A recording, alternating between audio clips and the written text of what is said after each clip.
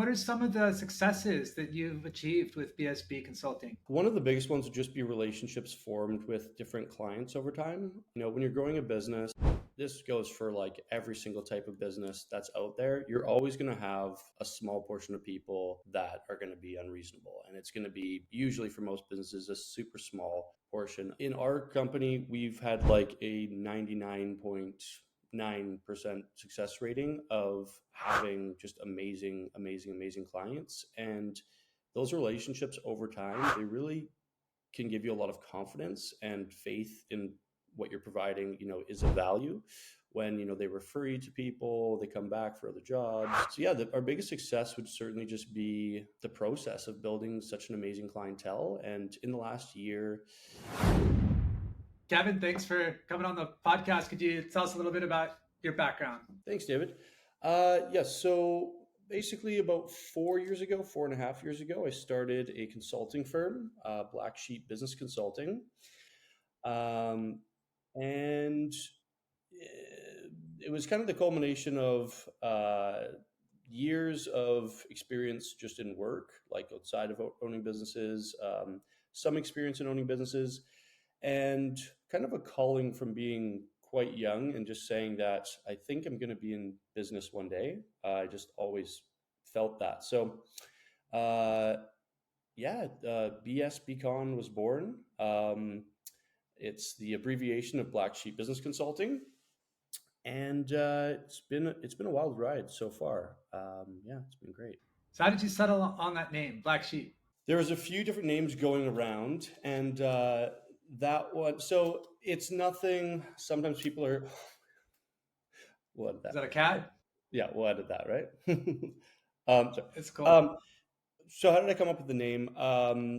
It's nothing. It's nothing. Deep. It's just business strategy. We wanted to be different. So Black Sheep Business Consulting. Strategic part of it was essentially that we wanted the URL to be branded and to be unique, right? So BS Beacon was available. I think that's huge when you're starting a business, to choose something that nobody else has, because it's way easier to find you and it's branded. So yeah, that was a part of it. And no looking back. Is it, after 4 years, is it hugely adopted, BS Beacon? No, but it is somewhat, and I wouldn't have done it any differently. I do think over time, even if you're not saying the full word, the brand, the configuration of the letters, and yeah, so it's been good. I wouldn't have done it any other way, honestly. And when you say business consulting, what exactly does that mean? Yes, I've seen a lot of jokes recently regarding consultants and what do we do and whatnot. In reality, there's lots of different avenues, right? For myself, it started off with literally 10 different services. I created our initial business plan and website, and it had everything from leadership training to business plans to strategy consulting to sustainability. And after launching the website and running Google Ads for a few months with all those different terms, we found that business plans were really the main service that people were reaching out to us for. So we basically rebranded, kept the same brand, but created a new website and geared towards a few different things: business plans, strategy consulting, and sustainability consulting. As we moved forward and continued to dive into business plans, we found that there were so many different programs and types of business plans. So that was great for SEO, because for SEO, the more unique of a search term, the better it is, the easier it is to be found a lot of the time. So yeah, we just kept diving into that. And then over time, it's grown into, grants, grant writing, strategy consulting remains to be like the main area that we want to grow into over time. But kind of our approach has been one where we're not specialists in a specific service. We're more of, I don't want to say generalists, but as a firm, we'd be looked at as generalists. And we have specialists within each division. So now we've grown into even digital marketing in our digital division. And yeah, over time, we're really focused on strategy, but business plans, pitch decks, grant writing, a lot of different services. What are some maybe common gaps that you're finding regarding a business plan? Well, one of the first things in developing a business plan, to me, it's a lot like going to a therapist. I use a therapist, a lot of people do. And, when you can take your problems or your challenges or even your vision to somebody else, and they can just be a professional who, is there just to perform their duties, they can be a really solid voice of reason. Your friends or your family or anybody might go one way too negative or too optimistic, whereas a business consultant is there.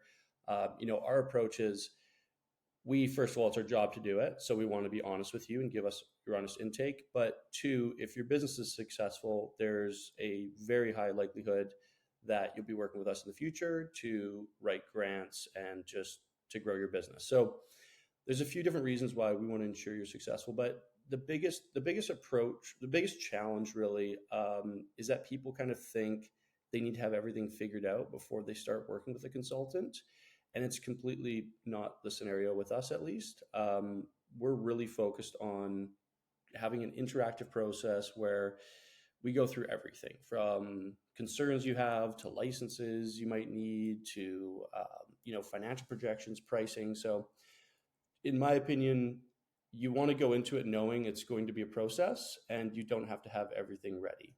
You just kind of have to have a bit of a vision on where you're going and to have a firm belief that it's an available market. Okay. And what are some of the successes that you've achieved with BSB Consulting? One of the biggest ones would just be relationships formed with different clients over time. When you're growing a business, this goes for like every single type of business that's out there. You're always going to have a small portion of people that are going to be unreasonable, and it's going to be usually for most businesses a super small portion.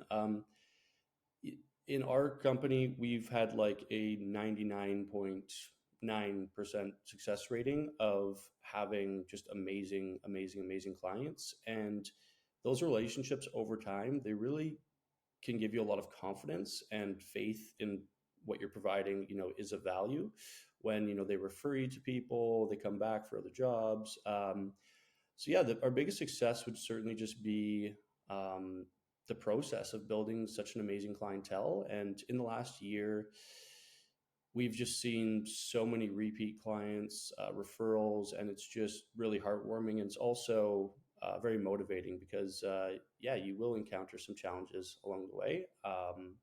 And really, the basis of all that, and I've been thinking about this a lot recently, it's like, what is our most important duty as entrepreneurs? And I've really, over the last year, thought about this and said to myself, this is it, and it's the ability to form the best team of people in your organization possible. Like if you can build an amazing team, first of all, it takes time. It doesn't happen in the first year or 2 years. I mean, it can, um, but you'll go through different waves and whatnot. But yeah, if you can strike that balance of the amazing, A team, Mm. players and ensure that you're all going in the right direction as an organization, you're good. So that's really the basis and the foundation of those referrals. When we first started off, our team was 100% based in Canada, which was great. They were great people, but as time went on, and this is not to knock all Canadian staff, but just my personal experience with some of our team, we hit some limitations in terms of, are you willing to take the next step into improving and going the extra mile? Are you willing to go here? And we hit a bit of a ceiling, and it could have been my own management style, it could have been a lot of things, but it was also price and weighing out our expenses to revenue and can we charge more. And we had a real foundational change 2 years in when we had enough data on our financials where we had multiple different, bank managers, accountants, everyone say, hey, you either need to charge more or pay less for contractors and employees. Mm. And that was the really a gateway to taking our business from purely Canadian staff to a global team. And yeah, and it's tough sometimes. You don't know with staff. It's like, are there people that want to help more? Are there people that have more passion for it? It can be tough, right? Yeah. But yeah, I encourage everyone to, you know, be loyal to your staff, but at the same time, be open to the abundance of opportunity that's out there in terms of different personnel. Mhm. There's a lot to unpack there. I've got a few questions I want to ask you. Perhaps let's start with an employee. When do you, or how do you deal with that dynamic where it's time to either part ways or time to reach out and try to help them grow?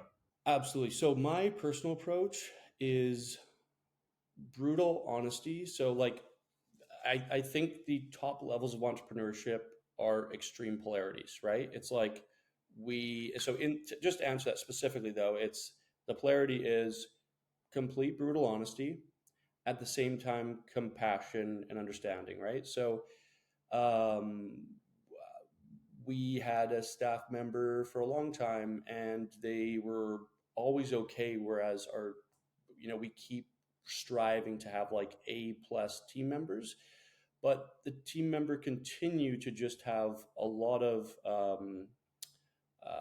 consistency and trying, like a positive attitude, took accountability. So a lot of great characteristics that you want, right? So I was able over time to have a conversation and multiple conversations, but a really calm one where we just said, hey, we have this opportunity right now where there's a lot of work coming in. You have a lot of experience in these areas.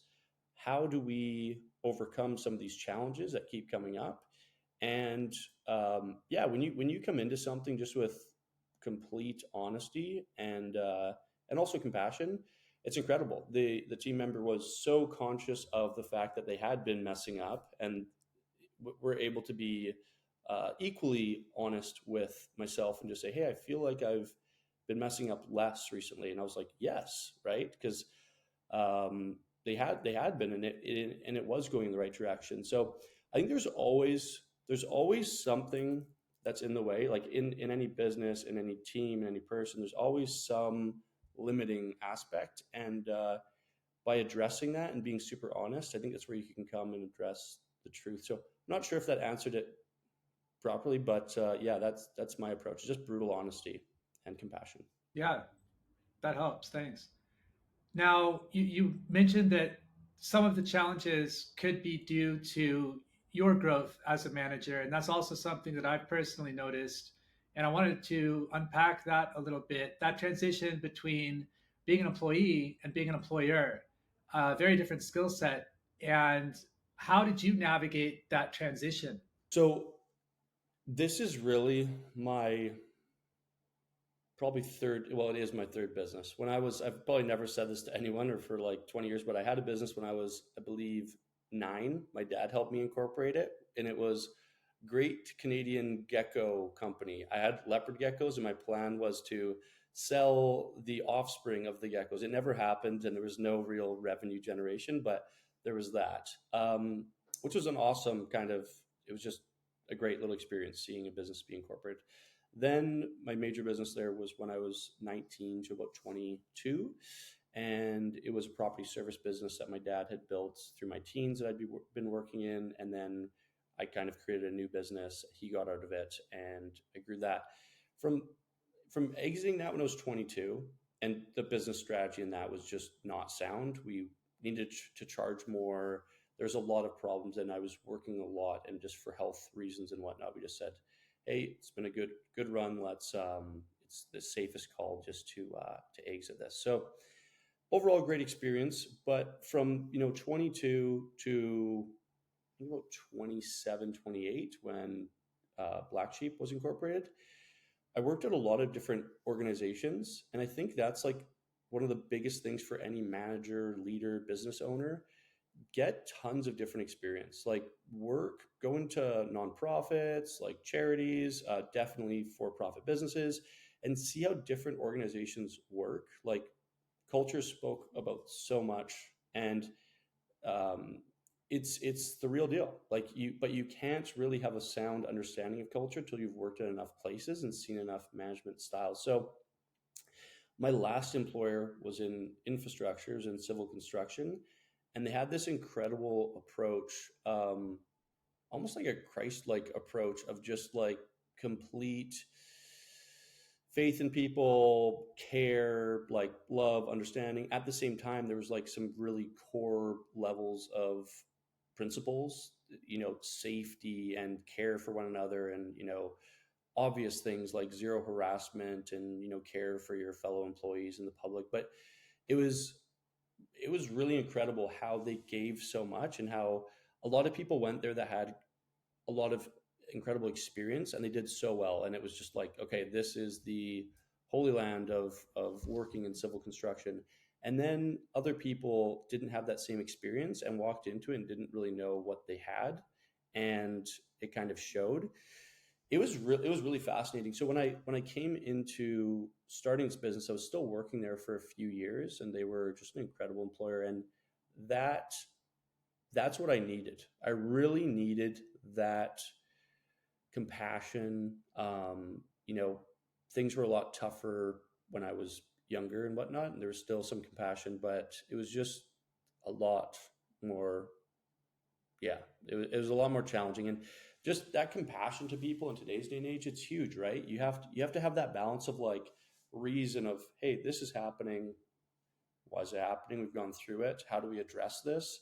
And then you also have to have compassion that people aren't perfect all the time. Things happen. People have tough days, tough weeks. So if you can balance both of those, the principles and also care for people, that's where you can really get high quality people that no matter where they are in the world, they care about their job, they care about, you know, customers for the most part. And yeah, so that was huge for me. Just that last piece of work experience. Hmm. Okay, yeah, thanks. You almost started to answer the next question I was going to ask you. How do you develop your A plus team? And it seems like you mentioned compassion and honesty once again. And with your personal experience, it sounds like you always had that entrepreneurial thread. So it seems like that was kind of part of your operating system from the jump. Um, I've seen some other like coaches and people like yourself that have run a couple businesses mention like profit sharing or equity in order to develop kind of a partnership amongst top performing employees as opposed to paying a flat rate. What are your thoughts on having a like compensation for employees and building a partnership? Okay, amazing question. So we have this thing that at the previous business we did, which is an assessment of how we think we're doing, basically. And it's also an outlook on, do you understand that the business wants to head here? For example, we want to have subsidiaries and businesses across the globe in various different jurisdictions.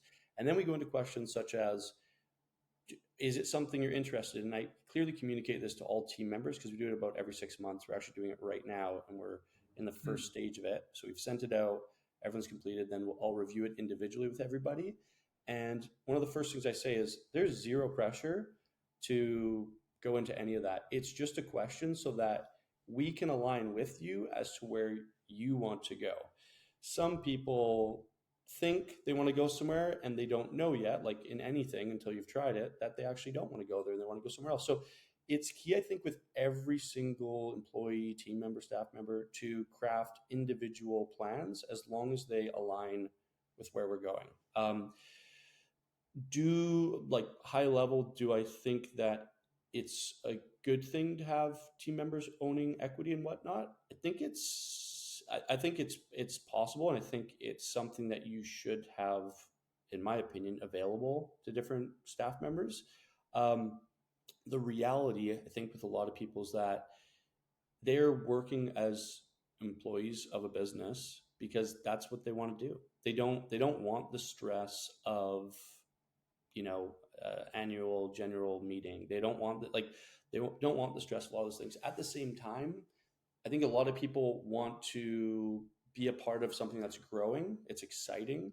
So individualizing everyone's packages, whether they do want to own a portion of it and be entrepreneurial, whether they want to have some portion of profit sharing, right? A bonus, but without the stress of it. Or if they just want to be an employee and they don't want to hear from you on, past 5 p.m. or on the weekends, that's fine. So individualizing every employee's package is just huge, in my opinion. Hmm. Okay. And right now, is all of your staff outside of Canada? Not all of them. So we have two staff members that are in Metro Vancouver, and they're working on basically our website and all of our clients' website. Well, clients that work with us in digital marketing. We have a designer in Metro Vancouver. The individual that I say helped me co-found it, but was really kind of like a mentor along the way. He's also in Metro Vancouver. So, yeah, a lot of staff is in Metro Vancouver. And then we have a large presence in the Philippines, which has just been amazing. A lot of great staff there. And then we have two staff members in Italy who are Filipinos, but some of their families in Italy, and it looks like they're moving over there permanently, and they've been there for about 6 to 12 months. So yeah, and I mean, as we keep growing, that's just the way it's been. I think you have to sort of go with the flow in terms of where you're finding great people. I would really like to have, staff in every time zone. Yeah, I'd like to have tons of American staff. I think you just get a wider perspective. And that's really our goal, right? Be super aligned on where we're heading and how we're serving, our clientele, but then offer this sort of global presence. Um, yeah, and I really do believe that there's, strength in diversity when you have a team. I mean, you have to be aligned on a few specific principles in your culture, but Mm. other than that, I think it only strengthens it if you can have an open environment where you have various different personalities and nationalities involved. Yeah, that's great. That's a few different time zones you have covered there.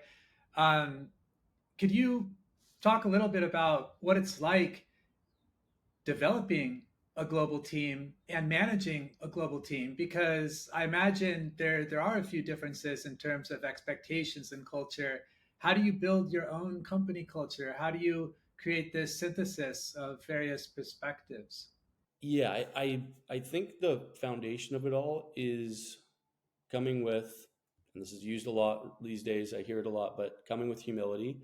So entering the whole process, like people, one of the biggest downfall of anybody who wants to grow a massive organization is that they have expectations. This is like ground zero for being able to grow anything great. You have to have the experience in business to know things are going to blow up. And I use that figuratively, but it's a reality, right? So you have to have, again, this polarity of, okay, today's happening. People might just be, everything might be messed up. At the same time, going into it with optimism, with care, with a level of calmness so that you can understand where problems are being solved. If you're calm, you can understand if a staff member is incompetent or if they're just somebody that needs more training, right? A lot of it comes down to how we are training our staff, right? So when we understand that a lot of the time it's us that's the problem, it's us that's either being too lax and letting somebody who doesn't have the skill set to be a part of a growing team, a part of it, maybe that's it. Or maybe we're not providing enough training, or maybe we're not open enough to helping with the training. Like this is something too, I'm going off a little bit here, but I keep hearing it from a lot of different coaches and whatnot. And they're saying, the importance of not being involved in the business and having your team deal with things and push it on them.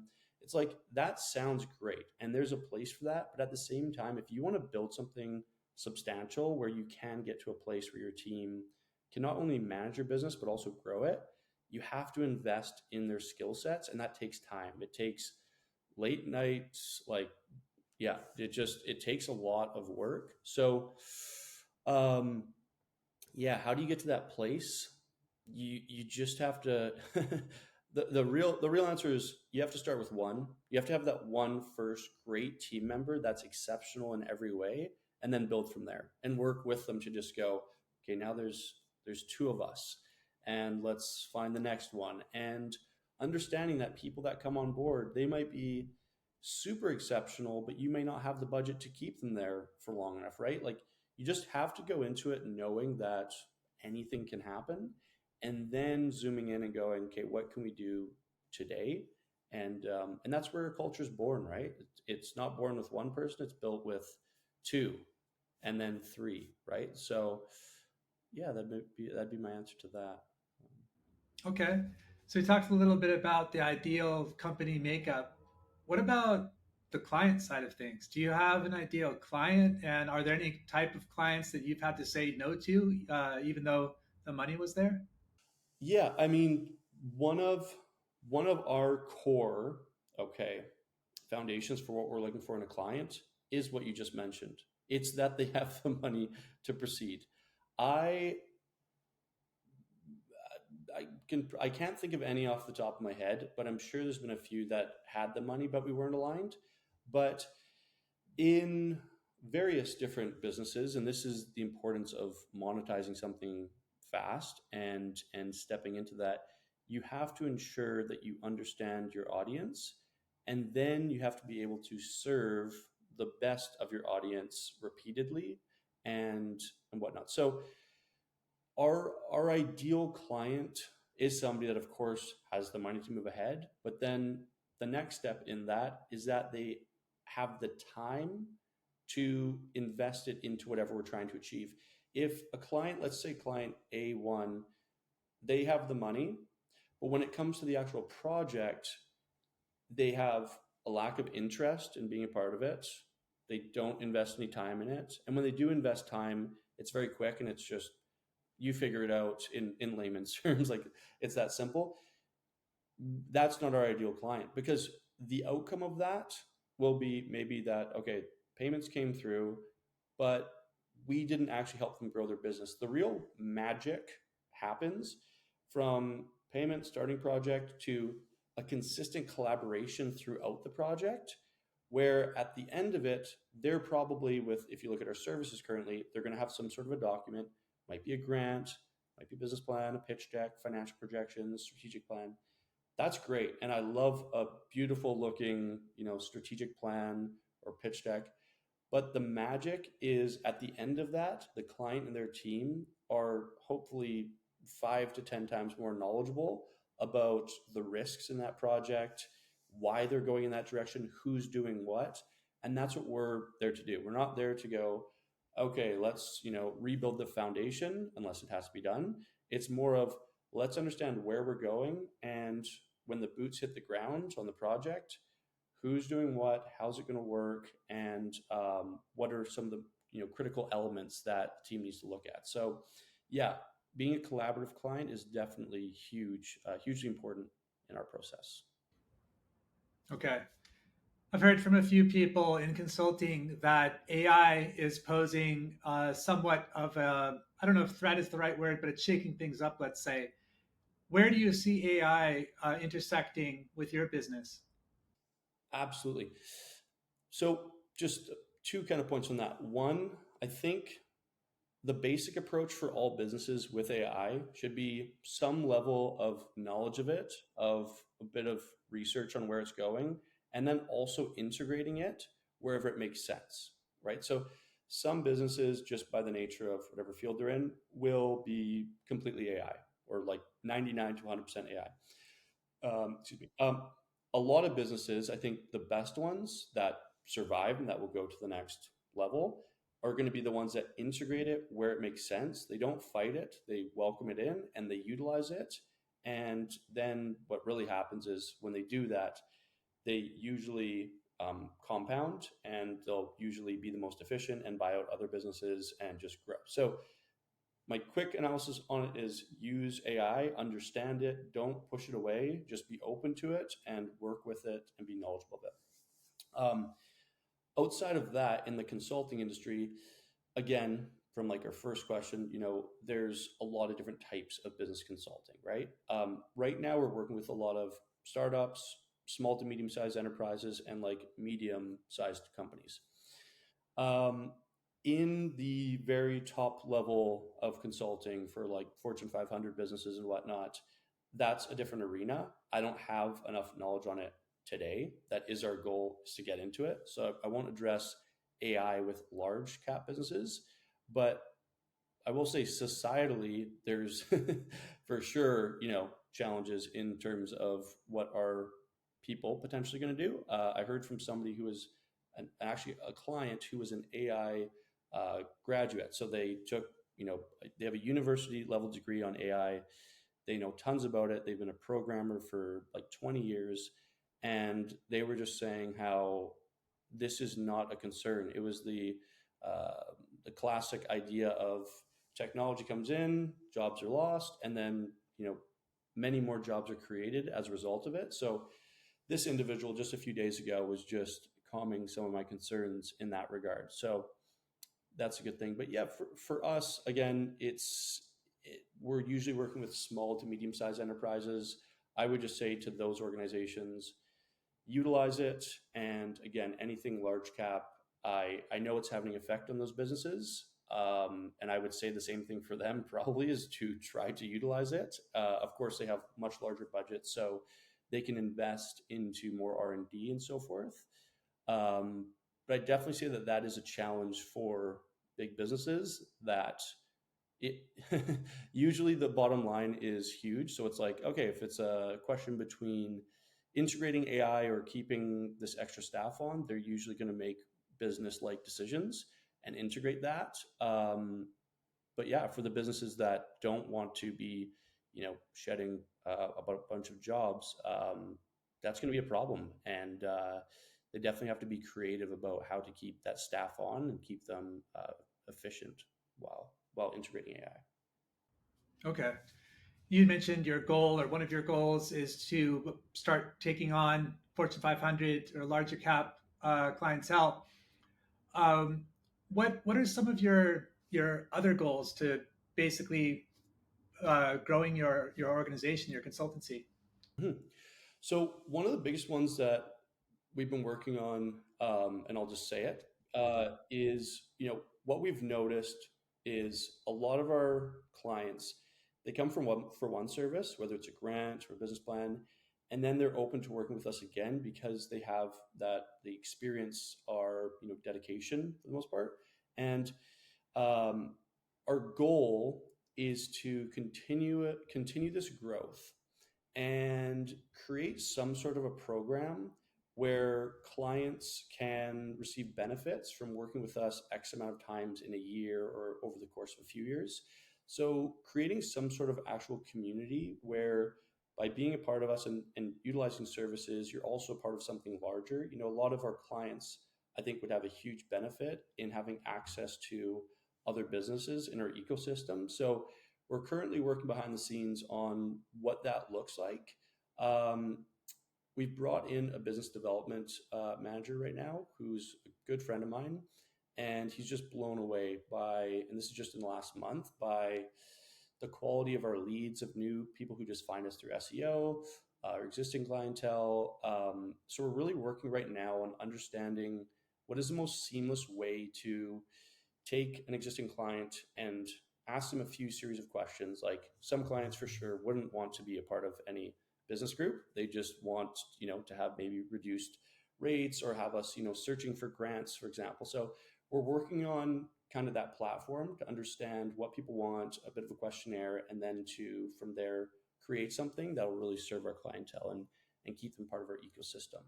What do you do personally to like for personal development? Like how are you staying abreast of all this rapid change? I love it. So honestly, I watch a lot of YouTube. I'm fascinated by the world. So I think it's like cross training in a sport. Like if you're doing running, maybe work on skiing, right? Or something else. Hmm. Right. I watch like global politics all the time from various different news channels. I'm definitely not somebody who's sitting down watching, CBC. You know, religiously, I watch everything from Al Jazeera to like German different news channels. Of course, they're speaking Right. English, but yeah. So Deutsche World or the DW one? the DW, that's exactly the one. I love it exactly. So even something more liberal like Vice, these days. So what I really do is I think by zooming out and seeing what's happening from a macro level globally and trying to make sense of that, when we look at individual businesses, I think you can create a very wide kind of perception on everything, and it can help when you're tuning into specific things. In terms of, like, I really do believe that we've all been given gifts in life, and it's the classic idea of like whatever you can do the best with the least amount of effort, that's your gift. And for me, I felt that internally, and you're going to have people in your life that might say you can never do that, or tell you that you're so great at something that you feel like you're not even comfortable doing, right? So, excuse me. I always felt like business, like that was my calling. I can even remember my dad's business when I was in my teens and just going through everything from culturally, this could be improved, this, and nothing to knock the business, great, great stuff. But just all these little details, and in myself just going, management, that's where I feel strong, right? So when I went from, a 5-year career in civil construction to, you know, putting our flag in the ground of BSBCon and incorporating it and pioneering forward, I wasn't even concerned because I just always felt like that was what I was supposed to do. Like that's what I was called to do. So it's been really fascinating, like looking back, and I don't think you should do that too much, but I just, all I can say is I really feel like I was given a bit of a gift in that regard, and I think that everyone has one, and that is the biggest challenge for most people, just generally speaking. It's like finding what you're being called to do, whether it's being a stay-at-home mom and making it sound so linear, but like that it's hugely important for some people. That, or a business leader, right? Being a female business leader, or a politician, right? It's like we all have to figure out what we're being called to do, and that's just the first step. So in terms of advancing my skill set and whatnot, the first place is getting into something that you're actually really confident with. That's what I've done. And I'll be honest, like working with entrepreneurs, CEOs, even people that are just starting something for the first time. All those different viewpoints, it really helps to shape me. There's a lot of fascinating people that we work with, and I just love getting, experiencing their energy, their experience, and their ideas on things. So yeah, it's every day is a new opportunity to learn something new from a client, and together solve problems. So That's great. Seems like you love what you're doing. I do, and I feel almost somewhat bad saying that sometimes because it's such a blessing, right? But I will be honest, from the day of founding to here, it took a lot of faith because there's moments in any business where you're trying to become profitable. Maybe you only have one or two deals or leads on your desk, and you might feel pressured into reducing a price when you don't feel that you should be. Like there's so many challenges, leveraging yourself. It's challenging, right? So there's been a Mhm. lot of challenges, but I really believe if you just stick with, and it sounds cliche, but if you stick with whatever you feel called to do, yeah, you'll be sharpened in a sense over time. And then when you do get that great opportunity, you'll be so much better. So it's definitely worth it. If somebody feels called to open a business or keep expanding their business, I think you have to really go inside and be a little bit intuitive about the whole thing. And also to be able to admit defeat, right? There's times in business where you have to go, all right, it's time to turn around and respectfully exit this. That's another thing that you have to be able to go internal to decide on. Hmm. Mhm. Kevin, you really shed a lot of light on many aspects of the entrepreneurial journey, starting your consultancy, developing a global team, your goals for the future, adaptation with AI. Is there anything that we didn't touch on that you'd like to highlight? No, I just want to just reiterate the importance in business, no matter where you are, of really believing in what you're doing, and just continuously working towards whatever that is. There's always, Alex Hormozy has said, there's always some limiting factor in growing a business. There's always something. And if you can just ingrain that growth mindset into your life and in your business and to your team, and just to be brutally honest with your team about the challenges you're facing as an organization, and also at the same time the upside you have for growth. Right. uh, there's no overlap.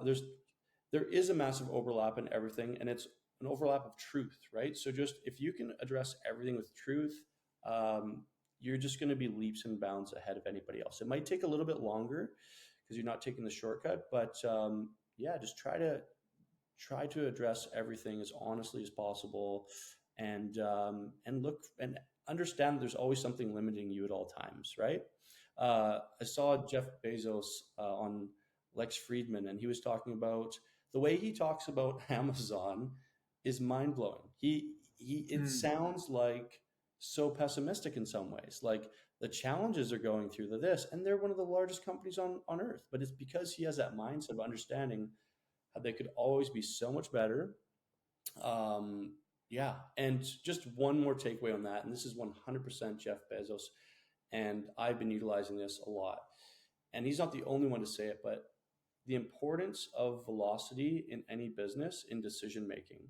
So if you can use this yourself and also teach your team about this, you always want to shorten the gap between problem or opportunity and the decision that's made. It doesn't mean you should be rushing into things, but having this culture of making decisions somewhat promptly so that you can speed up your failures and successes, that's extremely important. And myself, looking back the last 4 years, I've been so fortunate to utilize that way of thinking, and I can think of more failures than successes, I'll be honest. But when I look back and I go, wow, look at all those failures over the last 4 years, and then I go, but we're here now. Uh, it mm. feels it feels great. It's not an issue. You don't look back at failures and go, oh, why did I do that? That's still stinging me. No, you if you keep moving forward, things you overcome things. So yeah, speed up your failures and your success through a velocity mindset. Make fast decisions. So that'd be it. Mhm. Great advice. Where can people follow you? Where would you like to direct us? Yeah, LinkedIn is great. I'm available anywhere, but LinkedIn, Kevin Foreman, you can find me on there. We're trying to expand our YouTube channel. We haven't had much content for about a month. And our website, bsbcon.com. And if you have any questions and if you're watching this, feel free to reach out. I love chatting with new people. And yeah, but thanks so much, David. It was so great. I love what you're doing. Likewise, yeah. Thank you very much for like once again sharing your perspective, your experience. We'll put those links in the show notes as well. And best of luck. Hopefully, we can do a part two someday. Sounds great, David. Thank you.